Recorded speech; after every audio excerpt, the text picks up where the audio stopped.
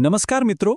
GSRTC એટલે કે ગુજરાત રાજ્ય માર્ગ વાહન વ્યવહાર નિગમમાં કંડક્ટરની નોકરી મેળવવી એ ઘણા લોકોનું સપનું હોય છે. આજના આ ખાસ વિશ્લેષણમાં આપણે આ ભરતીની સંપૂર્ણ પ્રક્રિયાને એકદમ સરળ અને બોલચાલની ભાષામાં સમજીશું.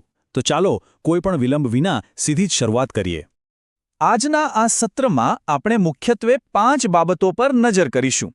શૈક્ષણિક લાયકાત અને ઉંમરનો નિયમ, કંડક્ટરને મળતો પગાર, પસંદગી પ્રક્રિયા કેવી રીતે થાય છે, લેખિત પરીક્ષાનો અભ્યાસક્રમ શું છે અને છેલ્લે ઓનલાઈન અરજી કરવાની સાચી રીત. તો સૌથી પહેલા અને સૌથી અગત્યના વિભાગથી શરૂઆત કરીએ, શૈક્ષણિક લાયકાત અને વયમર્યાદા. હવે આ નોકરી માટે માત્ર પુસ્તકીયું જ્ઞાન પૂરતું નથી હોતું. પાયાની લાયકાતની વાત કરીએ તો કોઈપણ માન્ય બોર્ડમાંથી ધોરણ 12 પાસ હોવું એ પહેલી શરત છે. પણ અસલ વાત હવે આવે છે. આની સાથે માન્ય આરટીઓ તરફથી મળેલું કંડક્ટર લાયસન્સ અને બેજ હોવો જ જોઈએ. આટલું જ નહીં, સેન્ટ જ્હોન એમ્બ્યુલન્સ અથવા અન્ય કોઈ માન્ય સંસ્થાનું ફર્સ્ટ એડ સર્ટિફિકેટ અને કોમ્પ્યુટરના પાયાના જ્ઞાન માટે સીસીસી કે તેની સમકક્ષ સર્ટિફિકેટ હોવું બિલકુલ અનિવાર્ય છે. આ બધા ડોક્યુમેન્ટ્સ તૈયાર રાખવા એ પહેલું પગથિયું છે. લાયકાતની સાથે સાથે ઉંમરનો નિયમ પણ એટલો જ મહત્વનો છે. સામાન્ય વર્ગ માટે આ મર્યાદા 18થી 34 વર્ષની વચ્ચે કડક રીતે નક્કી કરવામાં આવી છે. પણ અહીં એક રાહતના સમાચાર એ છે કે સરકારી નિયમો અનુસાર એસસી, એસટી, એસસીબીસી, ઈડબ્લ્યુએસ વર્ગના ઉમેદવારો અને તમામ મહિલા ઉમેદવારોને વયમર્યાદામાં ખાસ છૂટછાટ આપવામાં આવે છે. એટલે કે ઘણા બધા લોકો માટે આમાં તકો ખુલ્લી છે. હવે આગળ વધીએ આપણા બીજા વિભાગ તરફ, જે છે કંડક્ટર માટેનું પગાર ધોરણ. આખરે મહેનતનો બદલો શું મળશે તે જાણવું તો ખૂબ જ રસપ્રદ છે, ખરું ને? જ્યારે કોઈ ઉમેદવાર આ નોકરી માટે પસંદ થાય છે ત્યારે શરૂઆતમાં તેમને એક ફિક્સ પગાર આપવામાં આવે છે. હાલના સરકારી ઠરાવો મુજબ આ રકમ મહિનાના અંદાજે 19,950થી લઈને 26,000 રૂપિયાની આસપાસ રહે છે. સરકારી ક્ષેત્રમાં શરૂઆત માટે આ એક ખૂબ જ સારો આંકડો કહી શકાય. આ ફિક્સ પગારનો સમયગાળો ખરેખર એક 5 વર્ષનું પ્રોબેશન પીરિયડ છે. એટલે કે પહેલા વર્ષથી ફિક્સ પગાર શરૂ થશે અને જો આ 5 વર્ષ દરમિયાન કામગીરી સંતોષકારક રહી તો 5 વર્ષ પૂરા થતાં જ પૂરા અને નિયમિત પગાર ધોરણમાં કાયમી ધોરણે સમાવેશ કરવામાં આવે છે. સાદી ભાષામાં કહીએ તો અહીં ધીરજ અને નિષ્ઠાનું પરિણામ ચોક્કસપણે મીઠું હોય છે. ચાલો હવે આપણે ત્રીજા અને સૌથી નિર્ણાયક વિભાગ પર આવીએ, પસંદગી પ્રક્રિયા. કંડક્ટર બનવાની આ સફર કેવી રીતે નક્કી થાય છે તે બરાબર સમજી લઈએ. અંતિમ પસંદગી કેવી રીતે થાય છે તેનું આ ગણિત સમજવા જેવું છે. અહીંયા એકદમ સ્પષ્ટ મેરિટ સિસ્ટમ કામ કરે છે. તમારા ધોરણ 10 અને 12ના પરિણામને 70% જેટલું મોટું વેટેજ આપવામાં આવે છે.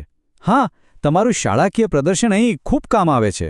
જ્યારે બાકીના 30% વેટેજ માટે 100 ગુણની એક લિખિત OMR પરીક્ષા લેવામાં આવે છે. ટૂંકમાં બંનેનું બેલેન્સ જાળવવું જ અસલી કસોટી છે. હવે વાત કરીએ વિભાગ 4ની, લેખિત પરીક્ષાનો અભ્યાસક્રમ. આ 30% વેટેજ કવર કરવા માટે શું વાંચવું અને શું સમજવું તે જાણી લઈએ. આ પરીક્ષાનો અભ્યાસક્રમ ખરેખર ખૂબ જ રસપ્રદ રીતે ડિઝાઇન થયેલો છે. તેમાં 2 પ્રકારનું જ્ઞાન ચકાસવામાં આવે છે. એક તરફ છે સામાન્ય જ્ઞાન, જેમાં ગુજરાતનો ઇતિહાસ, ભૂગોળ અને કરંટ અફેર્સ સામેલ છે.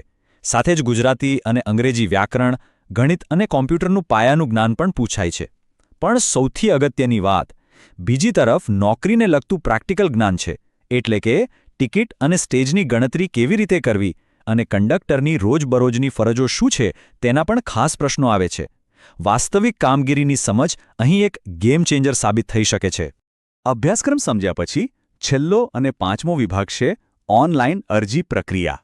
બધી જ તૈયારી હોય પણ જો ફોર્મ ભરવામાં ભૂલ થાય તો બધી મહેનત પાણીમાં જાય, બરાબર ને? અરજી કરવાની રીત એકદમ સીધી અને સરળ છે. મુખ્યત્વે 3 પગલાં છે. સૌથી પહેલાં તો સત્તાવાર જીએસઆરટીસીની જાહેરાત આવે તેની રાહ જુઓ. જેવી ઓફિશિયલ નોટિફિકેશન બહાર પડે એટલે તરત જ ઓજસ ગુજરાત એટલે કે ojas.gujarat.government.in વેબસાઇટ પર જઈને ઓનલાઈન અરજી ફોર્મ ધ્યાનપૂર્વક ભરીને સબમિટ કરી દેવાનું છે. બસ, પ્રક્રિયા પૂરી. અહીં એક ખાસ અને અત્યંત અગત્યની બાબત નોંધવી જરૂરી છે. જ્યારે પણ નવી સત્તાવાર જાહેરાત બહાર પડે ત્યારે ખાલી જગ્યાઓની સંખ્યા અથવા તો અમુક નિયમોમાં સરકાર દ્વારા ફેરફાર થઈ શકે છે. તેથી કોઈપણ અફવાઓ પર ધ્યાન આપ્યા વિના નિયમિતપણે જીએસઆરટીસી અને ઓજસની સત્તાવાર વેબસાઇટ ચેક કરતા રહેવું એ દરેક જાગૃત ઉમેદવાર માટે એકદમ જરૂરી છે. આખી પ્રક્રિયા સમજ્યા પછી હવે આપણા મનમાં એક સૌથી મોટો પ્રશ્ન ઊભો થાય છે, આટલા વિસ્તૃત અને કઠિન અભ્યાસક્રમની તૈયારી કરવા માટે કયા પુસ્તકો વાંચવા અને કઈ સ્ટ્રેટેજી અપનાવવી? સાચી દિશા અને સચોટ માર્ગદર્શન જ હંમેશા સફળતાના શિખરે પહોંચાડે છે. આજના આ વિશ્લેષણમાં જોડાવા બદલ ખૂબ ખૂબ આભાર અને સૌને